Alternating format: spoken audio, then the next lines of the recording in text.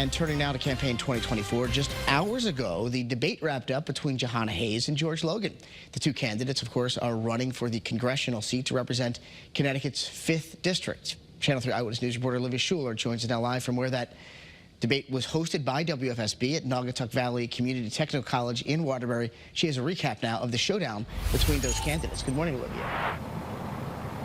Roger, good morning. Well, the debate was contentious. Hayes talked about her desire to continue to do her work in Congress. Meanwhile, Logan, he talked about his desire for change. The discussion hosted by WFSB focused on abortion, the southern border, and the state of democracy. Incumbent Democratic Congresswoman Jahana Hayes pressed her Republican challenger on who he was voting for. Logan replied he can't support 4 more years of the Biden-Harris administration, but refused to say Republican presidential nominee Donald Trump's name. He can't even say Trump's name because, God forbid, he offend anyone in national Republicans. They'll stop funding his campaign. Logan fired back, claiming Hayes stayed at the Democratic National Convention in August during devastation in the Naugatuck Valley.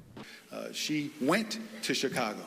When she knew it was a disaster, she stayed in Chicago, right, for a political party. Logan continues to say Hayes had spent 6 years supporting and voting for Democratic leadership. She argues she has disagreed with her party before, citing a fentanyl bill that she says offers no prevention for treatment or harm reduction for law enforcement. Midway through the debate, an interruption while candidates spoke about world conflict. A protester took to the stage claiming the two support genocide in the Israel-Hamas war. Hayes beat Logan in the last election by a small margin of 2,000 votes.